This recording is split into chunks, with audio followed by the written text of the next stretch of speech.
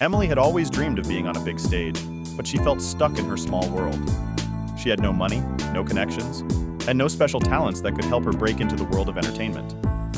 She worked as a waitress at a coffee shop in a quiet corner of town.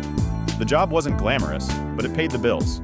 One of the regular customers, an elderly man named Mr. Thompson, sat in the same spot every day, quietly reading the newspaper or talking to the baristas. Emily often noticed him, but didn't think much about it. He wasn't like the other customers. He didn't engage much, and his clothes were always old-fashioned. One afternoon, Emily was cleaning a table near the window when Mr. Thompson got up and walked over to her. She wasn't expecting any conversation, but he suddenly asked, "Do you sing, young lady?" Emily looked up, a little surprised.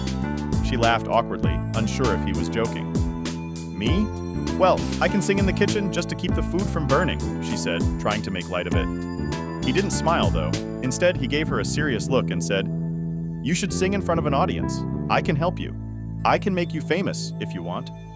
Emily blinked, not quite sure how to respond. Was he serious? She thought he was just another old man with wild ideas. She politely nodded, thinking it was some kind of joke. He then handed her a small, worn card with his name and a simple message. "I can help." She didn't know what to think of it, but tucked the card into her pocket. That evening, after her shift ended, she laughed at the thought of someone like her becoming famous. But deep down, she couldn't help but feel a tiny spark of curiosity. A few weeks later, the coffee shop decided to host a karaoke night for the regulars.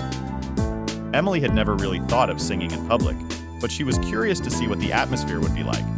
As the night went on, people got up, sang, and had fun, but no one stood out. Just as Emily was getting ready to finish her shift, she saw Mr. Thompson walk in. He didn't say a word to anyone. He just walked straight to the stage, grabbed the microphone, and began to sing. Emily almost dropped the tray she was holding. His voice was deep, clear, and powerful. It sounded like something you would hear in an opera house. He commanded the stage as if he had been performing for years. When he finished, there was a moment of stunned silence. Then the crowd erupted in applause. Emily stood frozen in place. She had no idea Mr. Thompson had such a talent. He walked off the stage as calmly as he had walked on, and when he passed Emily, he gave her a quick, knowing smile. "I'll teach you," he said simply.